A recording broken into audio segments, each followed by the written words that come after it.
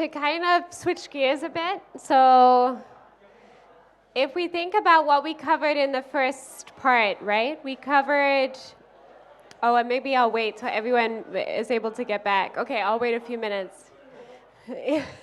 People are wandering back, yeah. Of the perfect model, the dream in the future. There's only one. Yeah, okay, excellent. I think we had a lot of fun in the first session. In the first session, we kind of covered two things. Where are we now? And one of the challenges that I think is interesting to think about, which is if you wanted to add efficiency as an objective, what would that look like? This session will also be talking about how to add additional objectives. What I think is interesting about this is that we often talk about responsible AI as this kind of distinct category. But for me, this idea of how do you balance multiple objectives when you optimize is actually core to machine learning. It's super interesting. It's often, I think, surprising that people are surprised that our models are not interpretable or they're not fair. Because if you think about the main objectives that we typically use, there's no constraint for interpretability. There's no constraint for treating rare classes in a different way. So this is what we're going to talk about now. And I actually think it's central to how you should think about modeling the world as a whole, because it is about how do you balance multiple objectives. So let's go. I think this will be fun. I'll pick on the middle this time more. So we'll see how it goes. So the need to go beyond top-line metrics. So who knows Clever Hans the horse? Who knows of Clever Hans the horse? Okay, go ahead. Who's Clever Hans? I think it's a horse that can do multiplication. Oh, yes. Okay, is that because this says? No, but you're onto something. So where did you hear about Clever Hans the horse? Yeah. Yes, yeah. So Clever Hans the horse is very famous. Clever Hans was a horse in Berlin from 1891 to 1907 who perplexed everyone. They created a special task force to figure out what the trick was. For a long time, they thought the trainer was giving secret signals to Clever Hans the horse. Because Clever Hans the horse had this remarkable ability. Clever Hans could count the number of people in the room, could do multiplication, simple addition, and could identify colors. And so people blamed the trainer. What was interesting is that if you removed the trainer from the room, Clever Hans the horse could still do it. So they set up a special scientific task force. They took this very seriously in Berlin to see what was happening with this horse.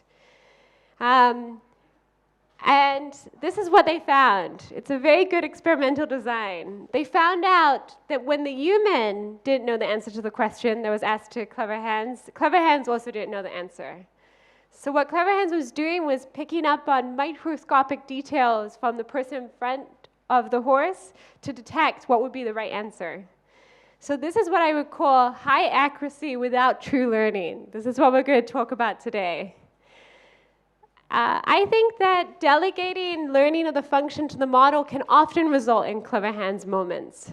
So we can often have high accuracy without true learning. So these are two pictures of cows. Which one does the model get right and which one does it get wrong? Okay, so I see, what was the guess for the middle? The right one? So my left one, this one? This one? So which one does it get right? This one? Actually, let's do hands. Okay, this is better. Who says this is the picture that the model gets right? Who says this is the picture that the model gets right? Oh, brave soul. Excellent. I like it. Yeah, we need a bit of a rogue, you know. So unfortunately, brave soul is not correct. So the model gets this wrong. Why? Go ahead. Context, excellent. What do we mean by that? The background, excellent. So 100% correct. I think what we can infer is that what the model is learning is the association between the presence of cow and the background. this is what I would call a spurious correlation, right? Because it's actually not a meaningful relationship. A cow can exist somewhere that doesn't look like Switzerland.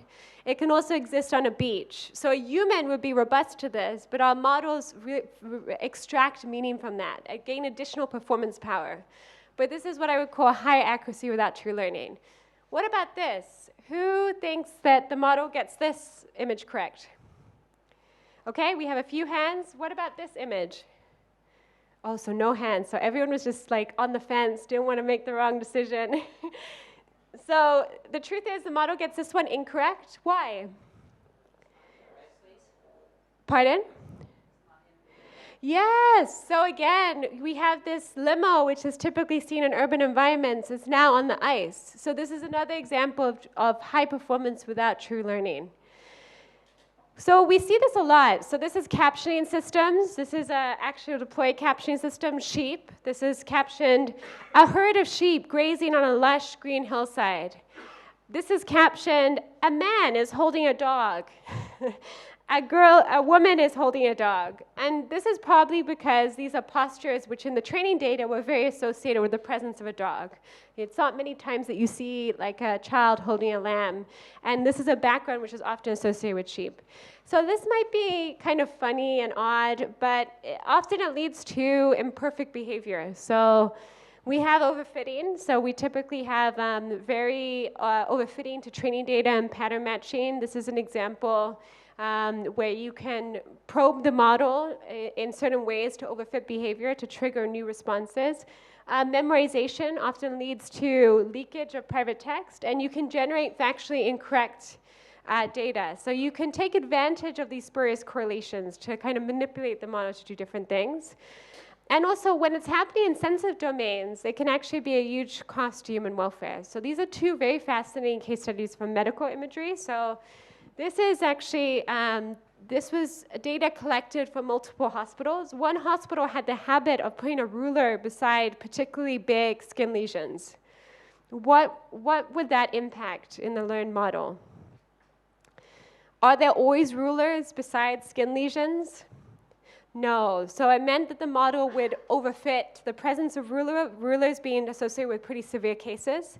This is another example. Again, this resulted from collection of data across multiple hospitals. One hospital had a habit of placing metal tags on the patient's collarbone, but that meant that the incident or rate of like cases in that hospital were very related to this presence. The model learned to associate this metal tag with particular types of cases of pneumonia. So what we see is that top-line metrics often hide critical behavior. So in deployment settings, we often want to go beyond top-line metrics. And this often involves questions like, how does my model perform? How might my model perform?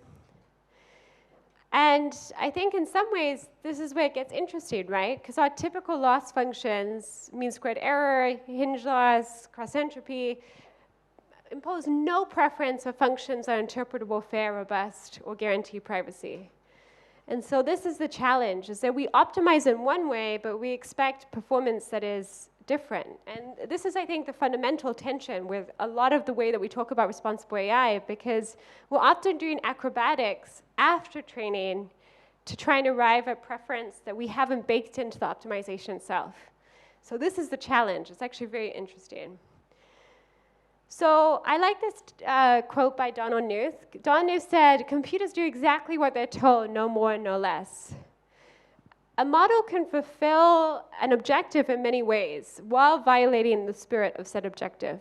And that's how I interpret that. So our goal, and today what we'll talk about in the second part, is how do we train models to fulfill multiple criteria? We've already talked about model compression. We'll talk about interpretability, adversarial fairness.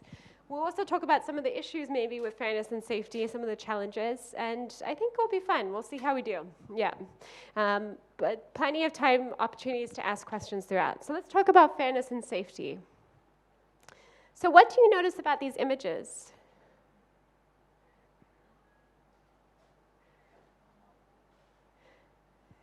Oh, what do we notice? Useless, excellent, yes. Okay, so the gentleman said it correctly. They're useless. How is a human going to use any of these? How do you pick up a fork? You know, what is this wine glass? So these are by an artist, Katerina Camprani. It's excellent. It's called Uncomfortable Objects. And this is interesting question of, in some ways, these are uncomfortable for everyone.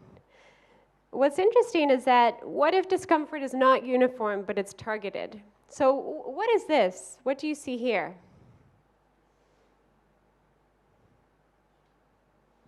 Oh, yeah, I see a hand. It was almost, did you want to say something? Oh, shied away, yeah. Oh, wait, okay, yep. Ah, excellent. Hostile architecture. Very good. Yes, anti-homeless design. Why is it anti-homeless design? Why? Yes. Imagine trying to, this bench is curved so you can't lie on it, right? So, and these studs are put there so you can't sit. Why does it disproportionately impact homeless people? Because these are the people most likely to stay in public spaces more longer. Most of us transition through public spaces, but we don't have to stay there. So this is an example of targeted discomfort. That's often what we mean when we talk about fairness. We may have certain preferences about how our model is trained and how our model should behave on a set of protected or sensitive features. So this could be legally protected features. So often too much so. This is talked about in terms of like legally protected features in the US. We'll also talk about that, what that means and how it impacts certain fairness studies. So it could be things like race, religion, sex, sexual origin, disability, but it also could be related to sensitive features. So why do we care about sensitive features? And I'll put this way, because I guess the answer was on the slide. So why do we care about sensitive features like eye color, income? Why? Okay, go ahead. Oh, maybe. I mean, it would be nice. But the angle is inclusivity. But does it feel odd that we care about eye color or, you know, yeah, it's interesting. Why do we care about that? Go ahead.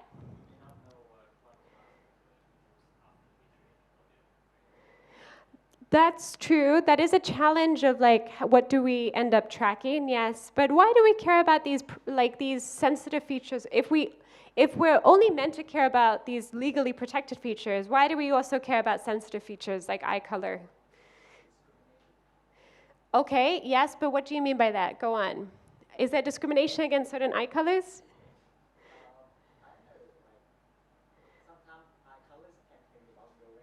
Yes, precisely. This is exactly. So the gentleman is saying something very true, which is that these are what we call proxy variables. So they're highly correlated with the other feature, and even if you don't use your protected feature in a model, your algorithm can exploit the proxy variable and still end up using it.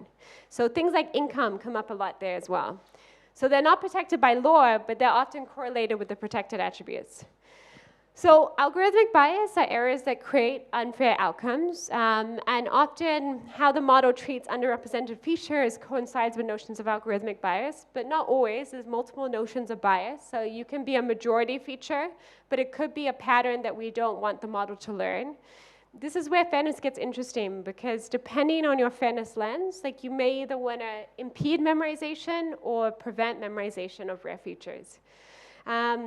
And an example of like some of these algorithmic bias could be something like geographic bias in how we collect our data sets. So this is actually a great paper by Shreya Shankar and others, and it's showing that because most of our classifiers are trained on Western data, it does very poorly on things like a barbershop from another country or a wedding photos. So like predicting bride and groom is difficult if that varies different. And then also oversampling leads to, undesirable biases. So I actually like this title of this paper a lot. Men also like shopping. And it's really saying that there's always this prediction of associating women with certain tasks. But yeah, so very nice paper to take a look. So, and then we have safety concerns. So how does safety differ from fairness concerns?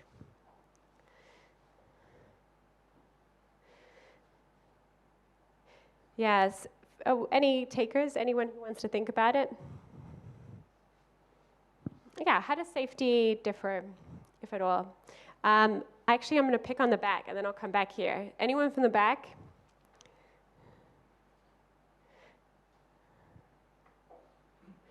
Courage. Yeah, how does it differ? I mean, you know, we talk about fairness, we talk about safety, we often talk about these like, oh, fairness and safety, but they're different, right? How do they differ?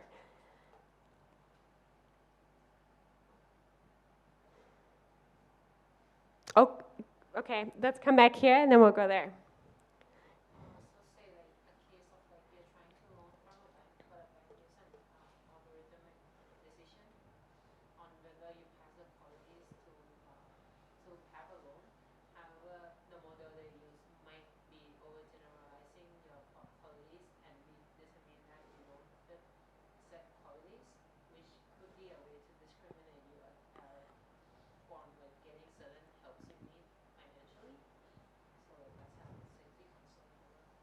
Yeah, so maybe, I mean, I think what you're getting at maybe is that it could be a type of discrimination which is uniform but not desirable. So like it could impact everyone. We might just have a unsafe model that says you should take out, kind of overestimates the credit that everyone should take out, but it's not a reasonable amount of credit to take out. You could end up in debt. And this isn't targeting one subgroup, but it's still a safety issue, right? We shouldn't have models which are in highly sensitive areas but don't work well. Yeah, what else? What we compromise for might not be what we traditionally want. So say I give example of because the people may try to take a shortcut in negative reinforcement, for instance. Yeah, so this idea of like imperfect objectives, like you have reward hacking, so you may fulfill the objective, but you have shortcut learning, so it's not leading to the right behavior of the model. And maybe that's impacting anyone who uses the model, yeah. So I would say the key difference I think about it as is that fairness is very focused on how does a model behave on certain subsets. We might have preferences about how a model should behave on certain subsets of the data. Safety, a model can display safety concerns that impact everyone, but it's more about our overall, like how should a model behave in these scenarios overall. And so there's actually a lot of current safety concerns that I think about a lot with current models. One is misinformation. So we now are in a setting where models generate very realistic data and text, and it reduces the threshold to leveraging generated text for misinformation. Hallucinations, so I'll show you an example, and also reward hacking and perfect objectives, so we talked about that, but there's a few areas which I think are very actually particular to the time we're in. So this was actually brought up yesterday, this idea of lack of grounding up-to-date data, the need for continual learning.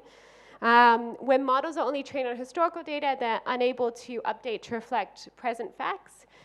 So for example, I say, tell me about Judy Human, and talks about Judy in the present tense, but Judy passed away, and so this model is not going to know that there's certain events that have happened. And this can be a safety issue, because you can imagine it doesn't display up-to-date events, doesn't ground it in factuality, but also hallucinations. So if I say, tell me the biography of Sarah Hooker, the ice skater, it's amazing. It says, Sarah Hooker is an ice skater who was born on May 10th, 2003. She started skating when she was 5 years old, and by the age of 8, she won her first national title. The youngest skater to win the US figure skating champions. I mean, this is really amazing, and I'm not very athletic at all, so very impressive. So what's interesting about hallucinations? Like why, you know, I'm curious, like what does everyone think here about when do we call something a hallucination? Go ahead. When the model is so confident, but it's actually wrong. Yes, so when it's not aligned with what we know to be the underlying facts. Yep. Yep, go ahead. Yes, yes. So there's actually two scenarios, and I think people often miss this, is that what people really love about these models is how creative they are sometimes. Like how you can say, do you remember the question about the fish who went to wizardry school underwater? In some ways, that's kind of a hallucination, right? It's interpolating two different concepts in a new way. But we call hallucinations, or we're concerned about it when it violates our notion of the real world. But it's also what we like about these models. So these are two similar concepts. Both of these are caused by interpolating in space where there's not many data points. And so this is very interesting. It will impact our mitigation strategies because it's very hard to solve for hallucinations that we don't like without also impacting the creativity of these models. These are two very similar behaviors. And so this is going to be a challenge. Okay, and then evaluation is also a crisis now. So we want a model that performs well on everything. How do we evaluate everything? One of the biggest issues for safety is now this obsession with red teaming. But what is red teaming? What is red teaming? Security, yes. What else? Why is it security? Go ahead. Yes. So when do we stop red teaming? Never, yeah, you're just there for years and years, yeah. And when do we sign off on this has been red teamed? Yeah, and how do we red team in other languages? Yeah, if we only red team in English, do we sign off? So this is the dilemma with red teaming. We've created general purpose models, we expect it to do everything, and our band-aid solution is what we call red teaming. But it's very interesting because this whole concept of what is coverage and what we expect from red teaming is so imprecisely defined, and it varies a lot setting to setting. And what's interesting is that there's examples which are often shared online of red teaming, like tricking the model, making it do unusual things, are rarely the most common use cases that the model is going to be deployed into. It's often something very fancy and very specific that is amusing to people, like they fool the model, but isn't actually a very realistic use case of how people are going to use this. So we have this, I think this is one of the biggest areas that we're going to see a lot of effort to try and stabilize what we expect from this. We call it a term as if it's a academic subfield, but right now it varies so much and the expectations differ so much that it needs much more solidification in terms of what is a benchmark of progress in this field. But okay, so here we go. What are some open challenges in auditing and mitigating harm? So we have harm. How do we mitigate it? How do we minimize it? We probably can't solve it, but how do we mitigate it? Any ideas? Or what are challenges? Yeah, go ahead. Yes, okay, so how do we define harm as a clear objective? Why is it difficult to do that? Yes, we'll touch on this. Excellent. Yeah, what else? Why is it difficult to mitigate harm? I think sometimes humans are innately biased as well. Yep. So it's also very difficult to know who is actually not biased. Yeah, okay, that's true. It's very, sometimes people argue that that's a reason why we should prefer these models in certain settings, because at least it's easier to audit. I think you could argue both sides there, because these models are not entirely interpretable. You're often using black box models. But it is very hard for humans to explain why they make certain decisions. And so there is a lack of interpretability, what we should baseline against, what should be our point of comparison. Yeah, what else? At the very back, excellent. Yep, that's you. Yeah, maybe if we could keep a microphone, excellent, okay. Okay. Does it work? Yeah. We need balanced data sets to be sure to have a fair evaluation of everything. Yes, this is an excellent point. We're going to come to this. And also it's going to be very interesting because in order to get balanced data sets, we need a lot of other aspects as well. Like we need to be able to know that it's balanced, but how do you do that if everything doesn't have labels? Yeah, we'll touch on that. What else? That was a nice point. Yep.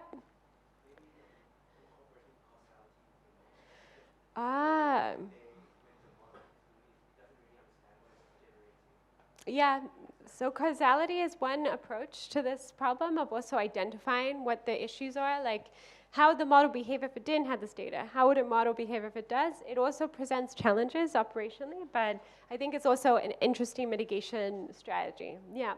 What else? Anything else? Okay, let's get started and we'll see. Oh, go for it. I think maybe the hard part is that the harm depends on how people actually use the information. Interesting, yes.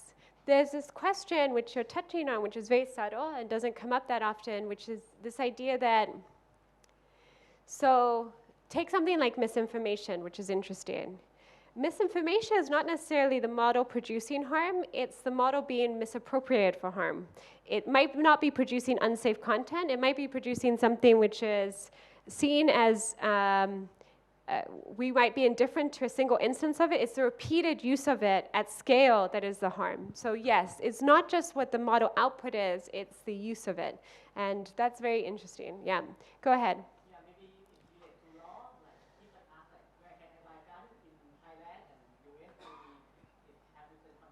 Yeah, so that's true. So this question of, you might ask for something which is a fact-based question, but it's the use of that fact that is the harm. Is that what you were getting at with that? Yeah, I think that's a very nice point, which is that in isolation, it might not be incorrect, or it might not violate our sense of safety, but it's how that information is used that is problematic. Yeah, very nice. Okay, so how do we mitigate harm in data sets that are not static and change over time? So I'm going to talk a lot about this setting today. So we're going to spend a lot of time discussing this. This is a very common grid for fairness. Like typically you'll have your notion of what your protected categories are, and then you'll have your favorite metric: accuracy, false positive rates, false negative rates, other. What is one of the implicit assumptions? This kind of makes an assumption that it's a static snapshot of time representative of model risk. Is that true? We often think about fairness like this. We say ML researchers consider data to be fixed, and then we do all our fairness analysis, and then we present the results.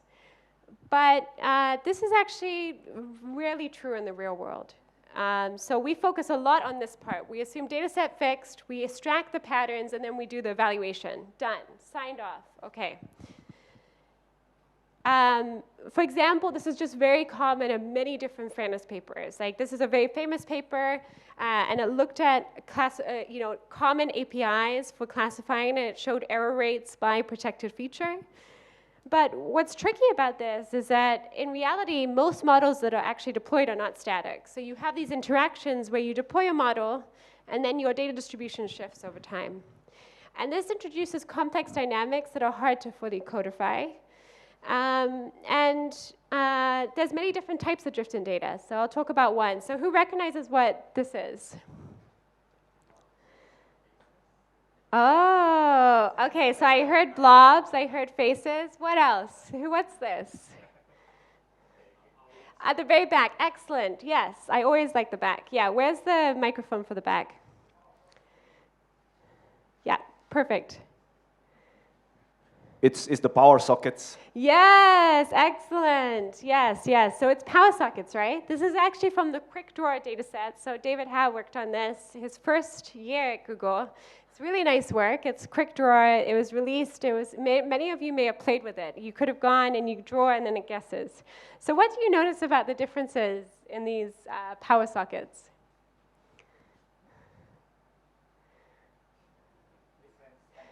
Yes, of course, different standards. I mean, it's really nice because Thailand, US have the same standards, so seamless transition for me, but not always. When I go to the UK, I have to switch.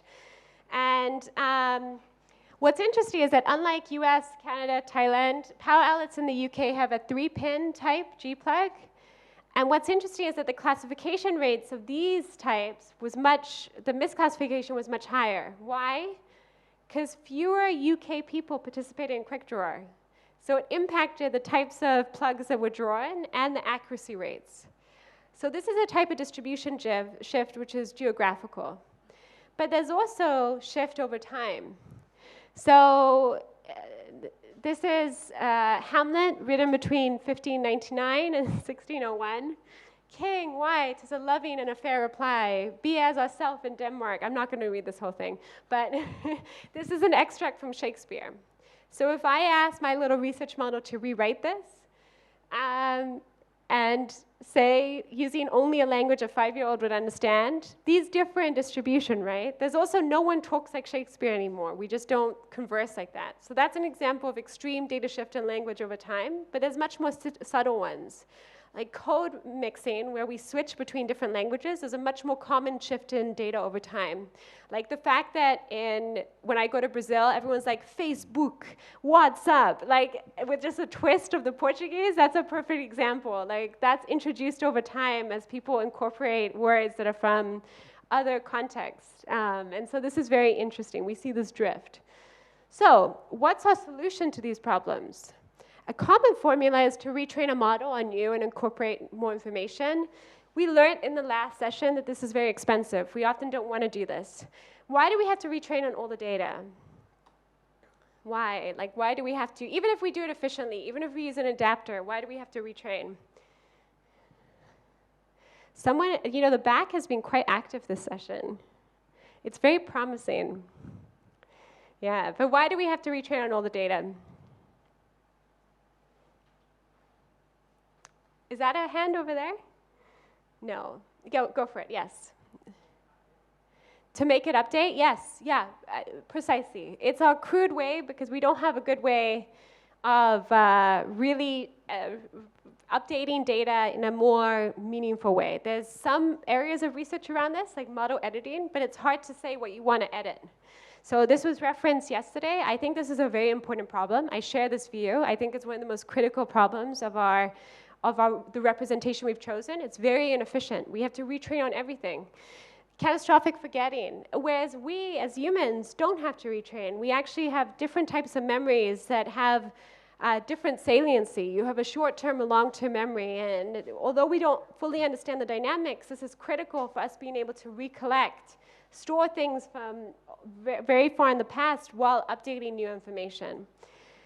And catastrophic forgetting was introduced yesterday, so I won't spend much time talking about it, but this is critical for this data distribution shift. We have now some of these approaches, which I mentioned. This model editing approach, I think this is very popular with the catastrophic forgetting, people who work on continual learning.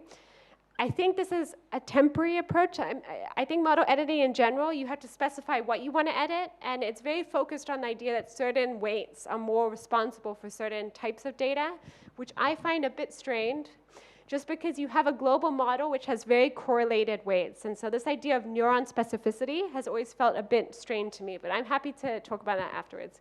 But right now, this has shown some results. It's just not clear what you do afterwards, because you're going to have to always specify what you want to edit. Okay, how do we mitigate harm when we don't have labels available? So we're talking about this setting. What's the second assumption? It assumes that we have high-quality annotations for everything we care about, that we know exactly what the sex is of everyone in this variant. Why is this a difficult assumption to make? It's because we now have massive data sets. How are we going to have these granular annotations for everything that we care about to measure and benchmark performance? The reality is that in this era of machine learning that we're in, large-scale data sets are typically an unknown. So data is randomly crawled off the internet, billions of examples, data quality is low, it's not possible to annotate at scale, and we're using very simple rule-based methods for data cleaning, so we don't have these rich annotations. But let's imagine for a second, let's think, even in a small data set, why might it be challenging? Let's say we just have 1,000 data points. Why might it be challenging to rely on annotation of the features we want to measure?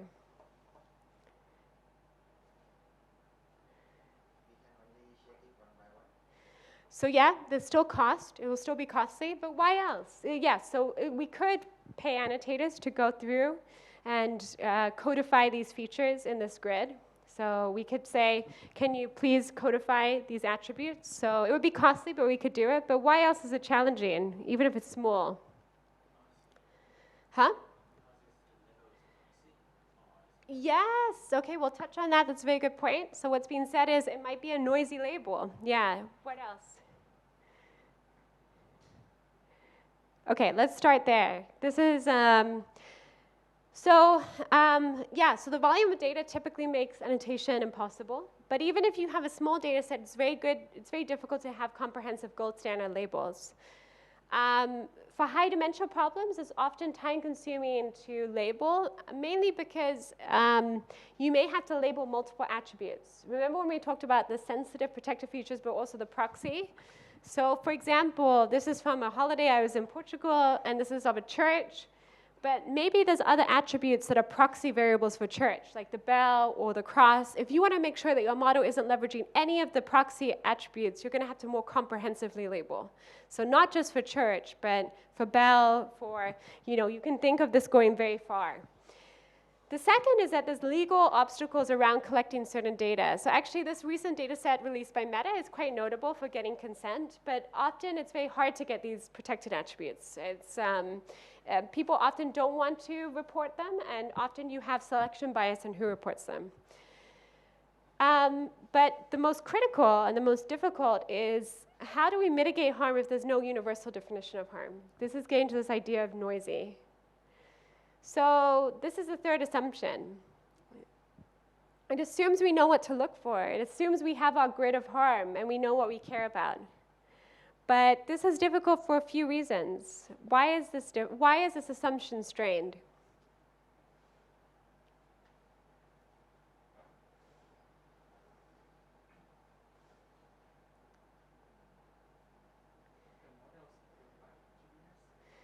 The model, okay, so what's being set up here is the model is being built by engineers, so that means that we don't know what we're looking for.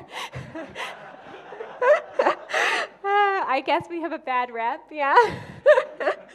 Yeah, so that's true. Sometimes engineers don't have domain expertise, and we're trying to understand. We don't know the full picture of where it will be deployed. Yeah, so that's true. What else?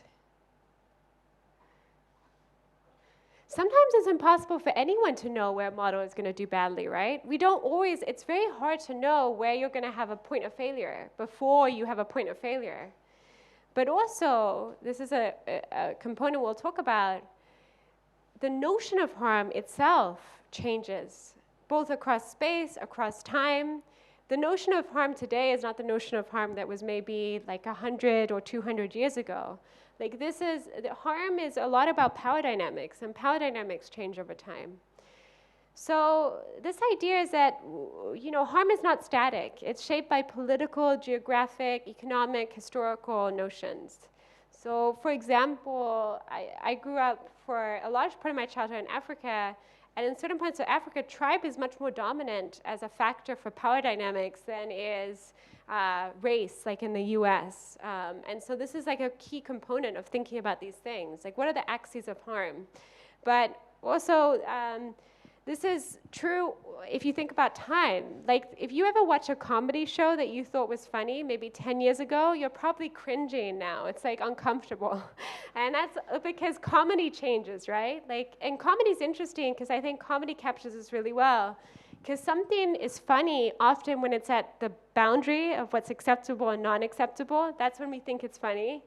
And so because it's so close to the boundary, that's why we often feel uncomfortable looking back on comedy, because the boundary changes slightly, and something that used to be funny because it was just at the boundary is now slightly not appropriate. It's very interesting. So we're not static, and our notion of harm is not static, which means that to label stuff, if things change, if there's a new dynamic of power, you have to relabel everything. There's also inconsistency in how we treat sensitive features. So these are highest agreement for race and also lowest agreement for race. It's interesting, right? Yeah, so if you look at lowest agreement, we don't have a shared notion of what race is. It changes a lot, like our perception of what race is. And also, annotation can be biased by the lived experience of annotators. This is really nice work. It shows just how the distribution can vary depending on things like race or gender or the political background, you'll see that some things don't cause much difference in distribution and other things do. So there's things that inform our perspective that influence how we annotate data.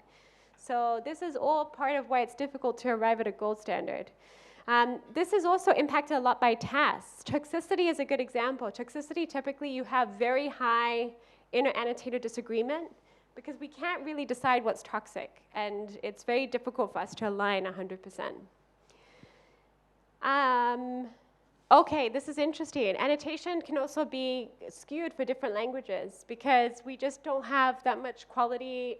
We don't have, the quality of models changes.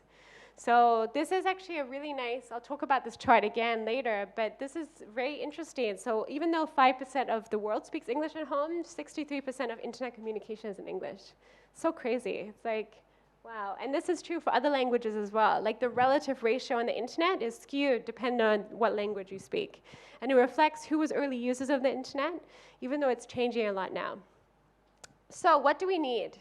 I think this is the part of research that interests me the most. I spend, my group actually works on this a lot, is let's focus on auditing techniques that scale with large data sets, that do not require expensive human annotation, and are flexible, so adapt to changing data sets. So a lot of my work over the last few years has focused on how do we leverage model signal to understand what parts of the data distribution are meaningful to inspect and annotate.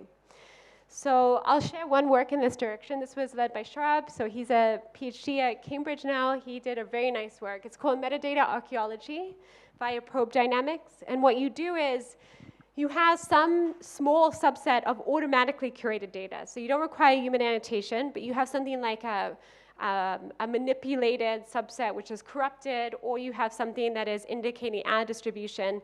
And then you use the training signal, because these are, the probe categories have distinct loss profiles, and you use a KNN overlaid on this training trajectory to surface other examples which are similar. And this is really nice because it surfaces what are the most important examples to audit. I'll briefly show some examples. So this is an ImageNet training instance. What's the true label? What do we think?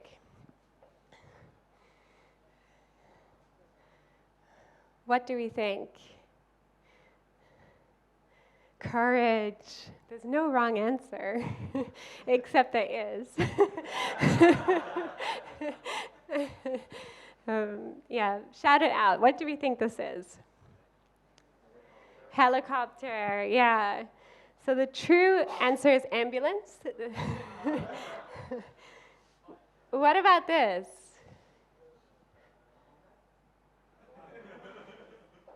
Woman? Okay, I heard a woman. Any other guesses? Phone? Digital watch.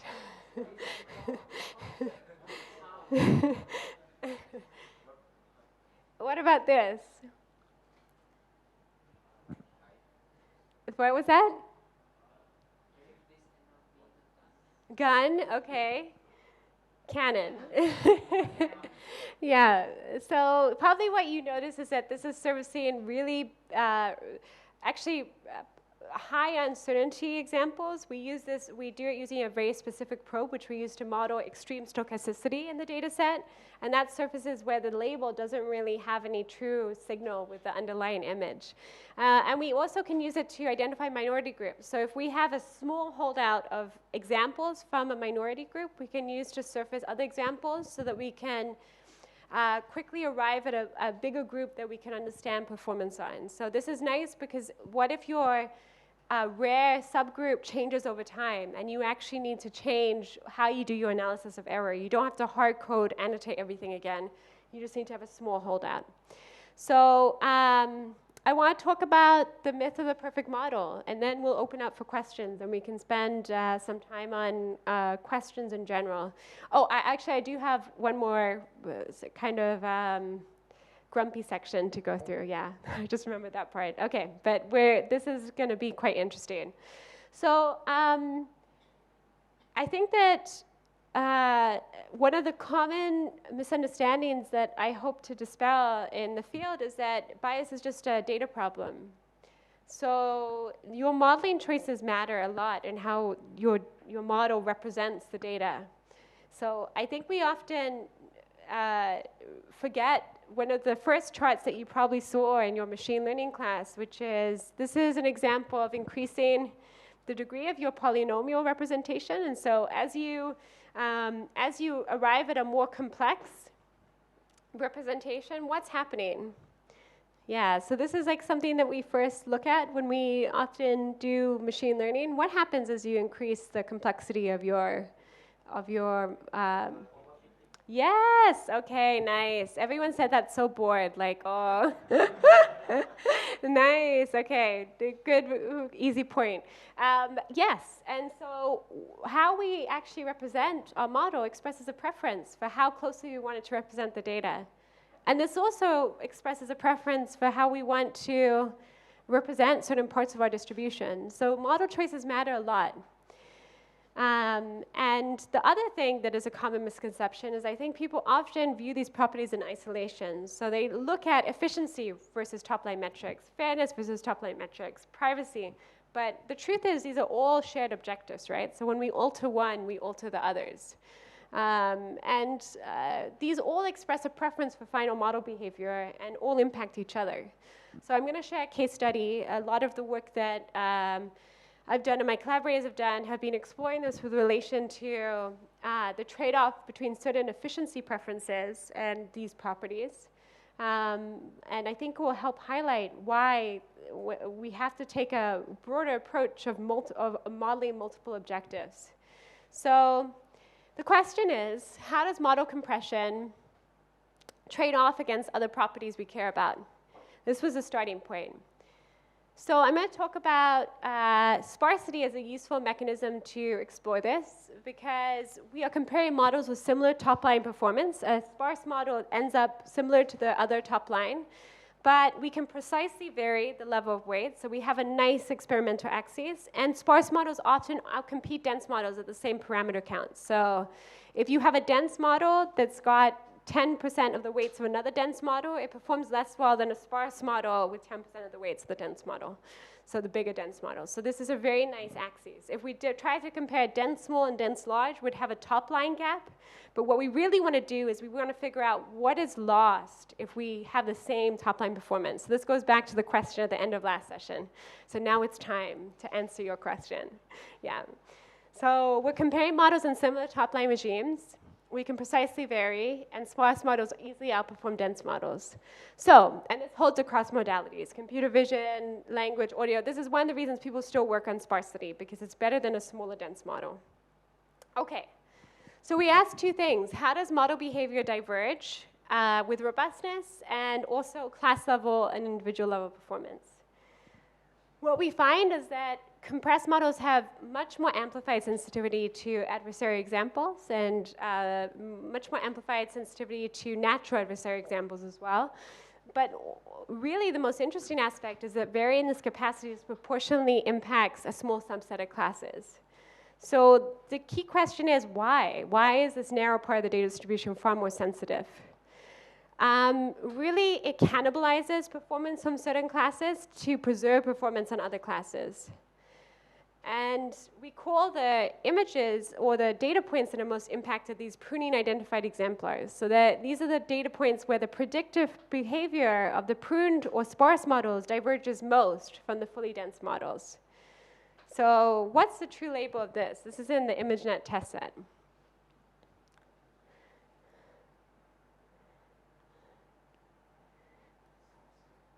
Coin, saucer, toilet seat.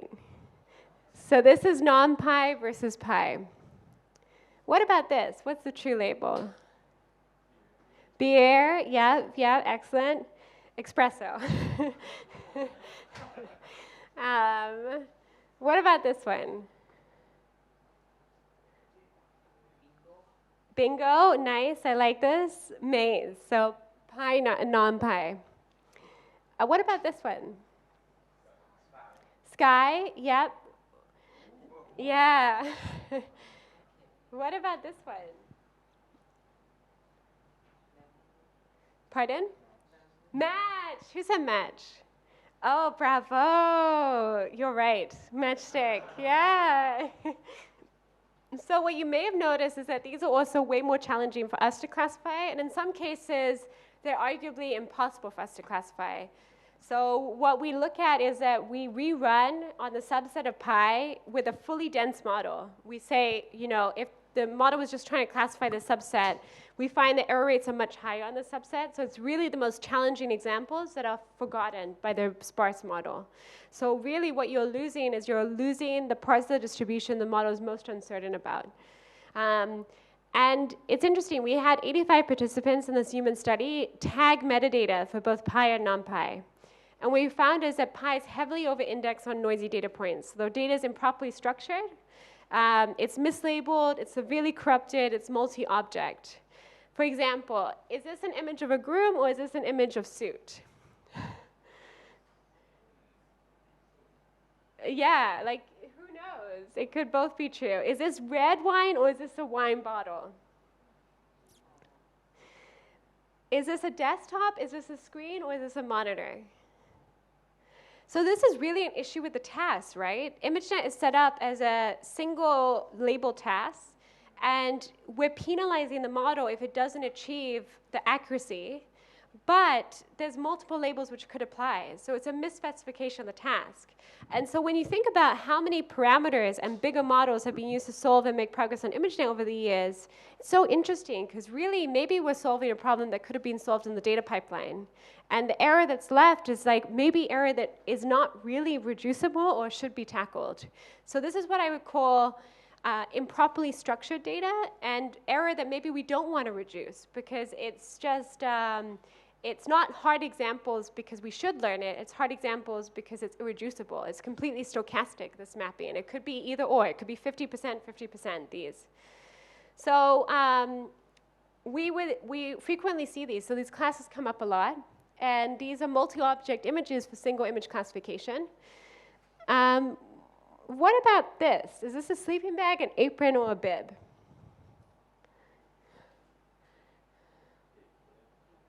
Bib. Okay, nice. I actually can't remember which one this one. Okay, is this guacamole, meatloaf, or restaurant?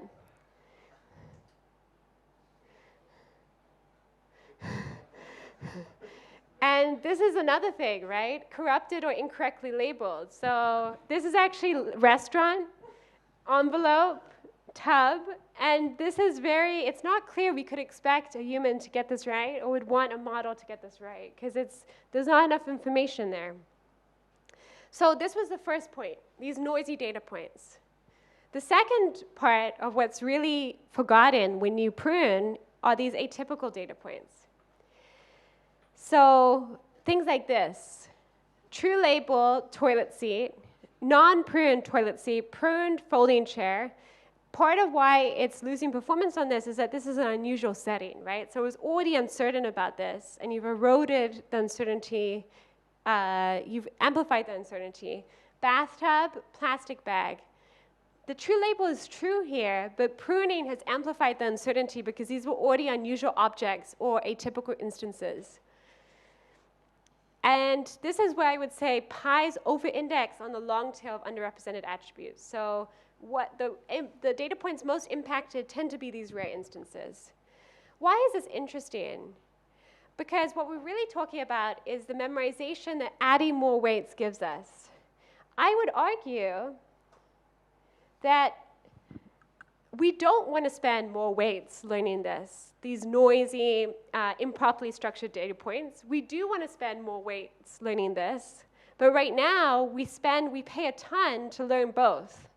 If we could identify these data points, the noisy data points, and remove them, we could spend more capacity learning this, the rare instances. But what does that require? It requires being able to discern the source of uncertainty, because the reason why both of these are forgotten is because they're both considered uncertain by the model. But the source of uncertainty is very different. This goes back to this excellent talk yesterday about how do we understand why a model is uncertain, and how do we better calibrate the types of uncertainty that exist in machine learning. So it is worth emphasizing this finding, is that irrespective of the type of data that you're paying to memorize, you're paying a ton.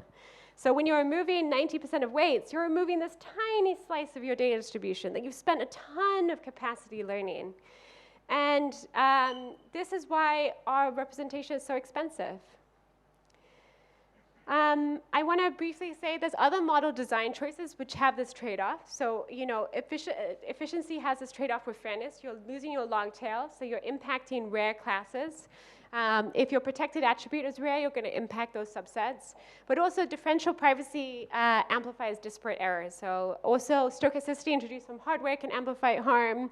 Ensembles disproportionately benefit worst K error. And so they're very, if you're thinking about what benefits these rare groups, ensembling is one of your cheapest strategies, not in terms of computation, but in terms of the simplicity of the algorithm. Yeah.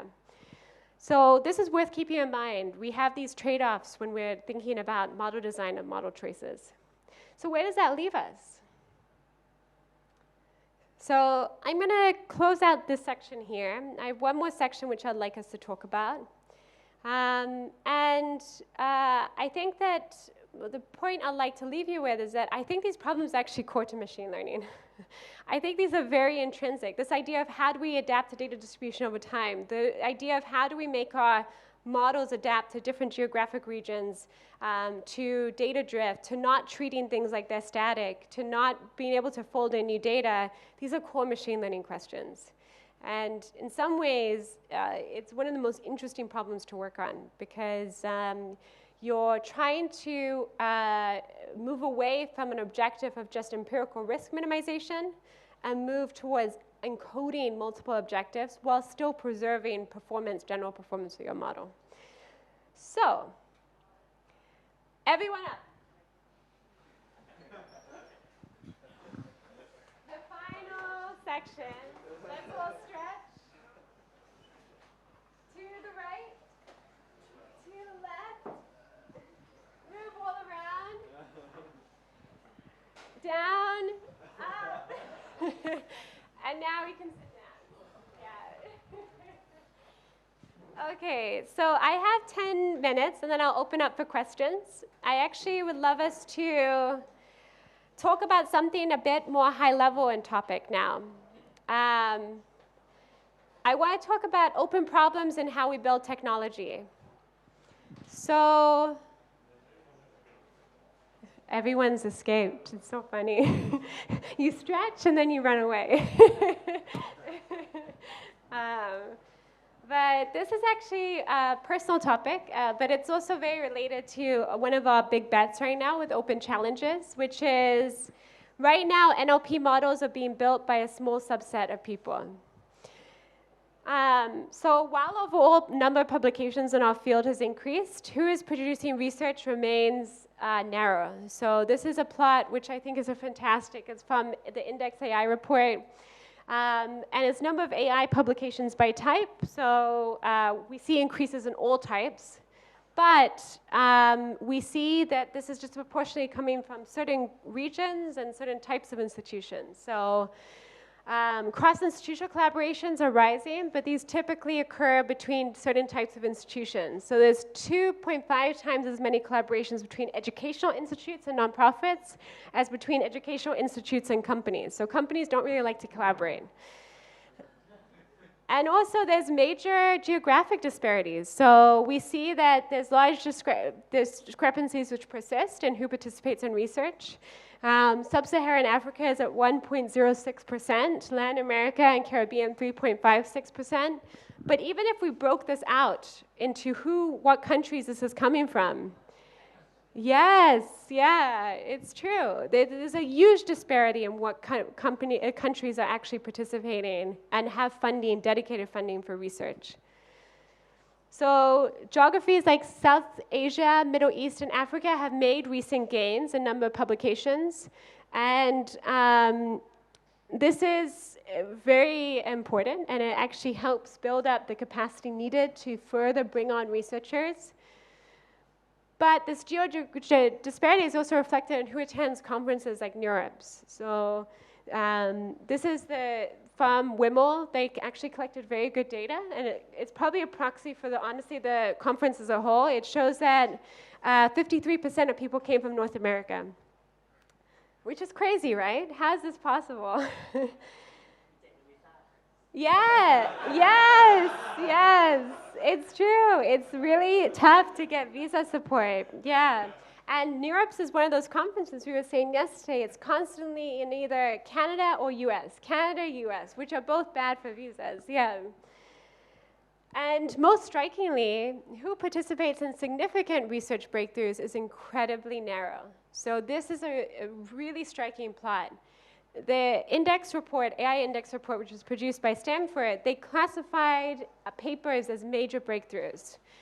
And they show the number of significant machine learning systems by country from 2002 to 2022. Africa, 0 breakthroughs. Yeah. Yeah, the pressure's on Thailand now. We've got to make progress on this chart. But this is crazy, right? How can you have entire parts of the world where there's no participation in what are termed significant breakthroughs? And the reasons are varied, but so much of it comes down to access and also network effects of who gets to participate, who's invited to participate. Yeah. Compute trends also amplify the disparity in who participates. So academia is phased out, industry dominates. So this is really interesting. This is number of parameters of significant machine learning systems. So the same classification of breakthroughs, and it's showing nonprofit, industry, academia collaboration. What's dominating up here? Industry and industry-academia collaboration. So this means that as an academic, you're forced towards certain types of research, and you're not allowed, you have less access to participating in these breakthroughs. So this is actually really critical, because when we think about the importance, and in particular why I wanted to talk about where we are now at the beginning of this tutorial, it's because I think it's really important that we try and broaden who can participate and who feels empowered to participate in this conversation about what's happening now. So why talk about large language models today? I spent quite a bit of time at the first part talking about large language models, because especially when technology is powerful, it's important that we have talented people can contribute to building it. So this is Vukosi. He's a very grumpy researcher in South Africa. I do like grumpy researchers, but he has this great quote, when you're not part of the conversation, it happens to you and not with you. I think this is very true. So I want to end today by talking about something which is very close to my heart that the lab is working on, which is a project around multilingual. So I like this quote, the limits of my language means the limits of my world. I think this is very true. Like, language is very emotional. I often think about the difference between the computer vision, convolutional neural networks impact when it was adopted into all these products versus something like ChatGPT. And computer vision has been adopted broadly and applied. It's been used everywhere, all over the world, but it has never had such a visceral reaction as how people have reacted to ChatGPT or choose your favorite chatbot, Cohere, But I think the reason why people reacted so powerfully is that you get this real sense of being able to interact with an algorithm. You can probe it, you can touch it, whereas computer vision is often behind a layer. It's on your phone, but you don't really know you're interacting with it. And it's also because language is just so powerful for us. So it's very emotional. I think this recent breakthrough really taps into the ability that we're quite emotional about our ability to communicate. And I think that making this technology work for multilingual is one of the most interesting challenges right now, because we have always had this challenge, right? We've always served certain languages first and deployed to other languages second. So there's 7,000 languages in the world. About 400 languages have more than 1 million speakers, and 2,000 have fewer than 1,000 speakers. So we have this massive skew. Languages are not treated equally by researchers. So my mom speaks Irish. She's from Ireland. The number of papers per million speakers, there's 5,235 speakers for Gaelic, even though there's only 0.2 million speakers. Whereas Hausa, which is spoken by 17 million speakers, only has 1.5 papers per million speakers. So we just don't treat even low resource languages equally. We disproportionately favor some. We also just don't have much coverage. So these are multilingual open source models. You may have heard of Bloom, MT5, XGLM. This is the number of languages that they cover. So 40, 30, 101. We don't have much coverage. This is in pre-training. And I think that a lot of the reason is what we covered earlier. So the main breakthroughs have come from large pre-training data that's skewed, doesn't cover many languages, but also instruction fine-tuning data. Under-resourced languages have limited data available. I find this one the most striking. An astounding 80% of languages have no text available. Isn't that crazy? So it really means that we're trying to target a few languages, or we have to better do multimodal and incorporate audio and spoken word. And we have a long tail, few high-resource languages, fewer populated. And often the data that's available is also low quality. So this is a great work by Julia Kritzer, and it shows that she audits, her and the other co-authors audited all these languages, and they found that they were looking at CC aligned, so it's automatically aligned data, so you automatically do it, and they said that 44 of the 65 languages contained under 50% correct sentences. So this is terrible. It's really bad. It's junk data. Or it can be difficult to generalize from. So one of the most popular low-resource corpuses, particularly for African languages, is something called JW300. It's a religious magazine that was translated into all these languages because it's from evangelical Christian magazines. So what it means is that it's very valuable because you have parallel corpuses for all these resources, but it means that there's a lot of religion artifacts. It's hard to generalize to something which is more everyday speaking. So this is one of the challenges. It's very specialized. So we also have this co-occurrence of low resource and low compute. So researchers who typically are working on low resource languages tend to also face computational obstacles, have less compute to begin with. So we face this double issue. This is the area I decided that makes sense to at least begin an open science collaboration on. What we've seen, what we learned during the first session today is that one thing instruction fine-tuning gives you is that if you combine multiple tasks, you can get away with less data for fine-tuning. So it feels important to start there. If we can benefit from having large pre-trained models focusing on the quality of the fine-tuning, we can start this bigger mission of trying to have coverage for languages and improve the performance of these models. And honestly, there's been very limited work. So most instruction fine-tuning has focused on English. 4LS has explored the benefits of a multilingual setting. The most recent work was released in November. And the tricky thing is that this only really added coverage for showed big boosts in performance, which is promising, but it only really added coverage for 46 languages, and it had no human feedback optimization, and a lot of the data added was programming languages, actually.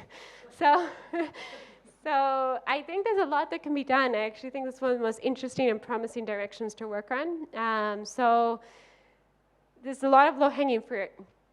And I think it's actually an example of where people weight what's most directly in front of them. Like if you talk about to researchers who are in the US or in London, they're not thinking that much about this, because I think as humans in general, we tend to weight what's in front of us.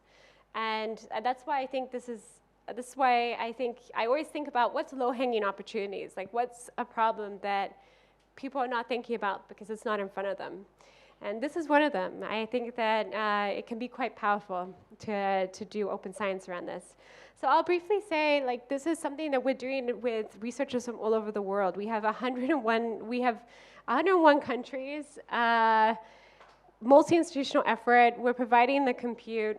We're doing it for a year, and we're working on really powering this change in how we release models and releasing a full data set from all over the world. And so I think this is part of it. We're kind of midway, so we've added a ton of data. I think we're like at 8 times the original data set. We've done XP3X, translated XP3, we've got template generation, and now we're trying to get coverage for the long tail. Yeah, so we actually don't have a Thai researcher with us yet, so if anyone's interested, let me know. Yeah, someone was, yeah, and we call it Aya, because Aya actually means many different things in many different languages, but it's also seen as a symbol of resistance. In Ghana, it's a Twi word for fern, and ferns can grow anywhere, even in the toughest environments. And so for us, this is the challenge. We're trying to build something in this new way where we're creating a new space for research that doesn't exist, because we're doing this crazy open science collaboration with all these researchers. But I also think it's the ferns that end up being some of the most perseverant type plants, and that's part of our hope for multilingual. I thought I'll end there because I think that this is also a key challenge I see in where we are. But it's also, if anyone's interested, feel free to come and chat to me. In general, we collaborate a lot cross-institutionally. Like, we're structured as a full-time research lab, but we have this big open science initiative, so I'm always happy to chat. And we try and support academic partners with compute. So we have research grants and things like that, as well as the Scholars Program. But I'm actually just going to end there. So where does that leave us? I actually don't know. I think that's your story to tell. So maybe in a few years, we'll see this change. But I'm really hopeful, and I just want to say thank you. This was very fun. I really appreciate all the engagement and just the energy. It was really a fun session, so thank you, everyone. Yeah.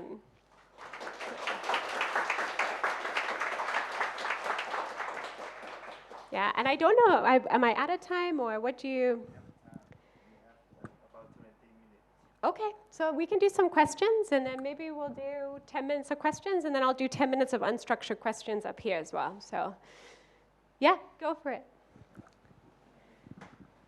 Sorry, I refrained from asking questions because, there are so many people, but I couldn't hold myself. And so this is great, and I think it really aligns with what many of us are thinking, and I'm so happy to see this really, really broad picture of how to bring everything together.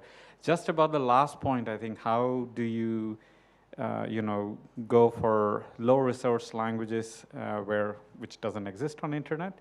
I guess collecting more data is one thing, generating more data, and just data is one thing. But there's also like lots of knowledge, right? Like, how do we learn languages? How do we teach languages? Have you thought about using the knowledge in the form like for humans? And there's lots of textbooks, there's lots of, instructional resources. I think that could be a way to kind of, not collecting data, not just going with scale and data. Yeah. Yeah. There's this very interesting question of what type of data matters. So there's very recent results which show you can collect less fine-tuning data, but still have as effective a representation. So one is what type of tasks matter. Like, I think that's one aspect. The other, which I think you're getting at, is how do we learn? And there's, I think, one area, I don't know if this is where you were going with this, but I find this idea of, it's sad that curriculum learning doesn't work. But I think that curriculum learning is what we do. We gradually build on our existing form of knowledge. Empirically, it's just never worked for deep neural networks. It's very hard to beat random shuffling of knowledge. But I actually think there's some interesting work recently around, well, what words do we learn at certain ages? And if you train a smaller model using only the types of expressions that you would know at a 3-4-year-old, can you use a small model that's like coherent in this interesting way? So I find those ideas very interesting, and I think it's important. Is that where you were going, kind of? Yes, yeah, I agree. I think it's very fun because I think these ideas are also underserved, and it's really interesting direction. So we have one Scholars project, which I think will be in that area next year. Yeah. Yeah, what else? Hi. Yes. I just have a remark and question maybe. That's very nice, by the way. But I was just wondering whether you have looked into several other things. For example, nationality of principal investigators, or money involved in research. Because, well, I'm not really surprised that the Africa is white, well, in terms of the map. Yeah. Yeah. But anyways, let's think how much money we invest in machine learning and what is the movement of researchers, from where they come from, and so on and so on. By the way, it's nice that Alaska has so many, new machine learning things. Oh, yeah, yeah. I think what you're getting at is one of the underlying variables driving this, right? So I think you're completely right. So nationality matters. So most people, most talented undergrads or master's students in Africa go elsewhere to do their PhD. There's not resources, there's not compute. Also, national policy matters a lot. So remember that slide where I showed Canada preserved its funding for deep learning?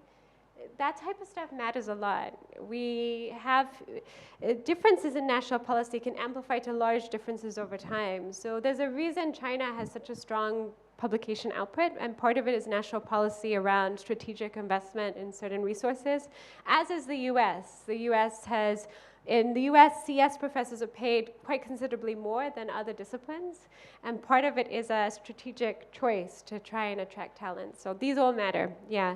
I think perhaps this report was put together by AI Index, and some of the things that they capture are things like access to compute, things like that, but you're completely right. That's a lot of what's driving this chart. Yeah. Yeah, and another remark about the publications that you showed. Well, the market of publications is growing rapidly, not only for machine learning, but this one, yeah. Yeah, for everything. But another question in here, just as the reviewer of many papers, well, I would say that the quality of papers is just going down. I mean, Yeah. we publish many papers that, in my opinion, just qualify as the engineer's thesis mostly. I would say Yeah. they're just, the usage of something. We try to put some things together and we are happy that it works and let's publish it. Yeah. And well, it's not something that should be published, but well, we can be proud that we have a paper or something. But there are not too many papers that really are the breakthrough and digging into, this thousands of articles just to find this one, sparkling and shiny one is very hard, especially if you don't know the author. For example, if you're a new author on the market and you bring something new, well, it's very, very hard to be on the spotlight. Yeah, I think your point is a good grumpy point. It's saying we have a higher volume of publications, but are they good?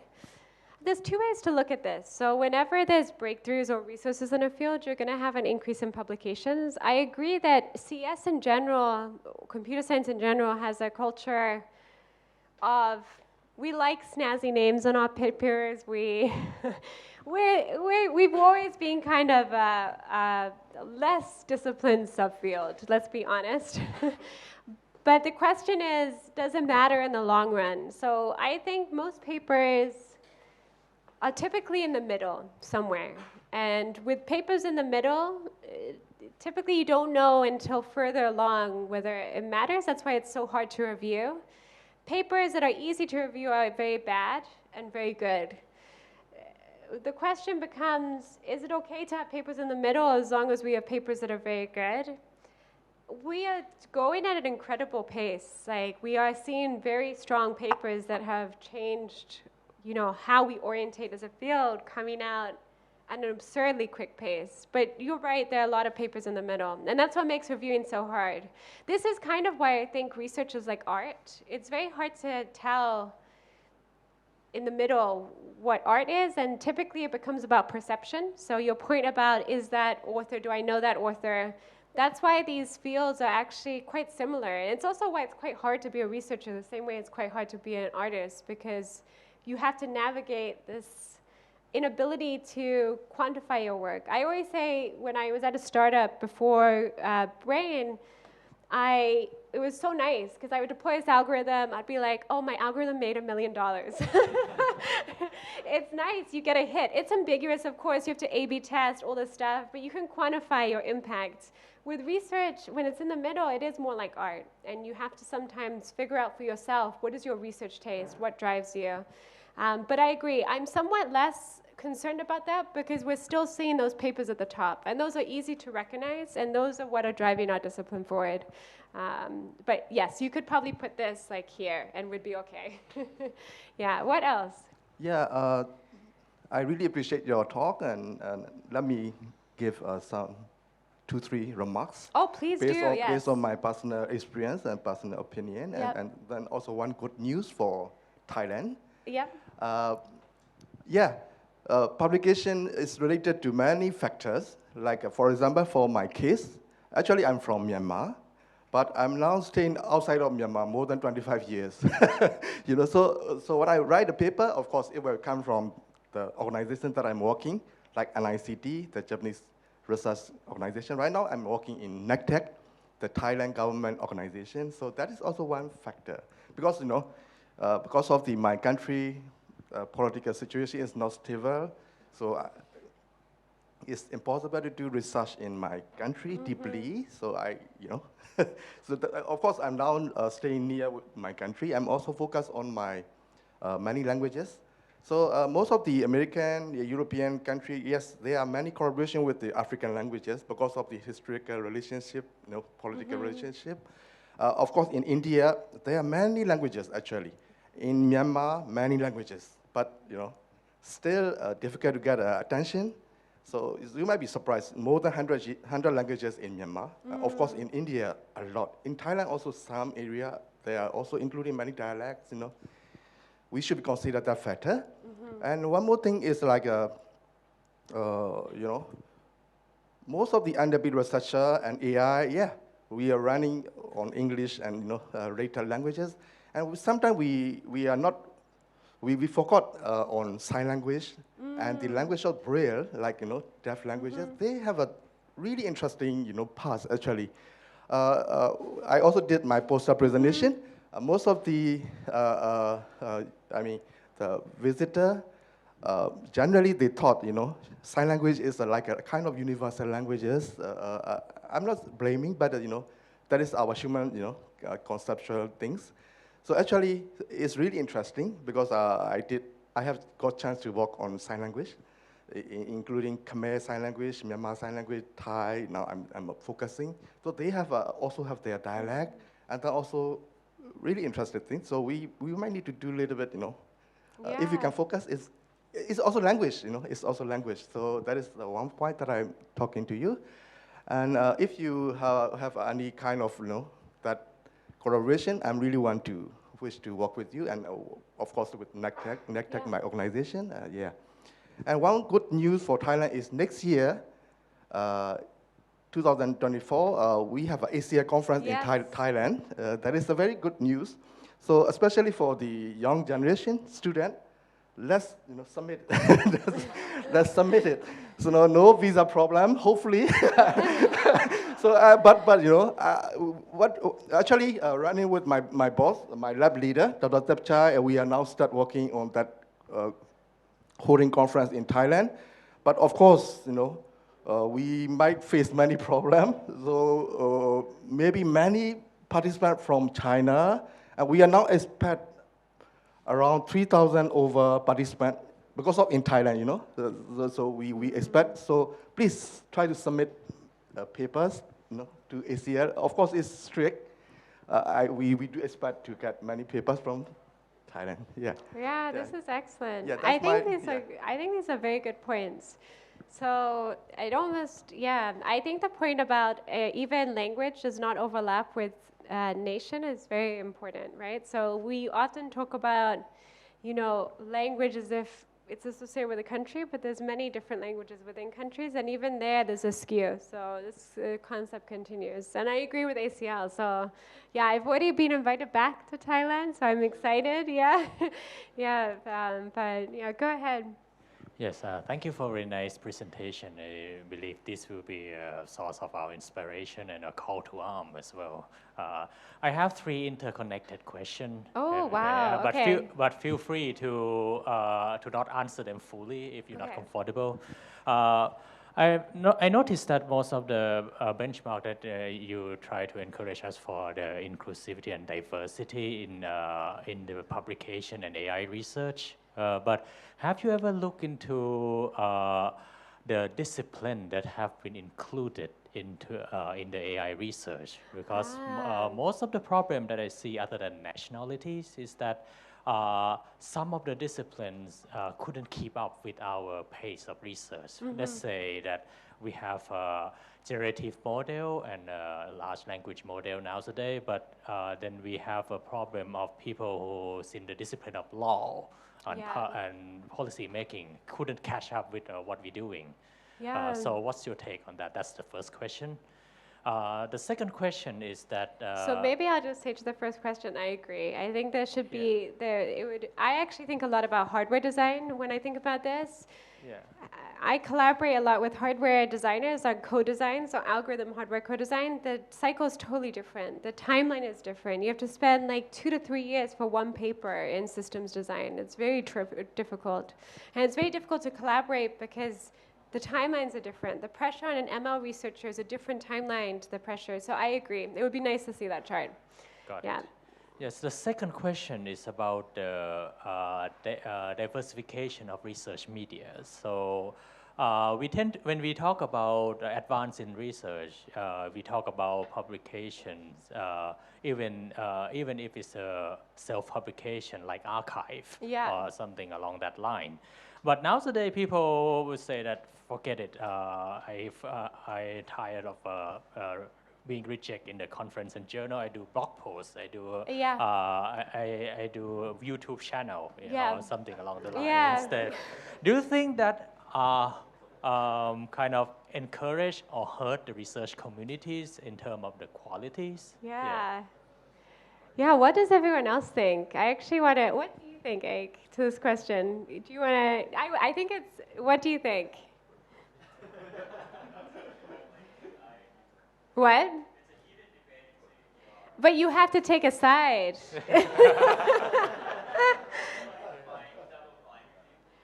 Oh, so you approve of double blind and no social.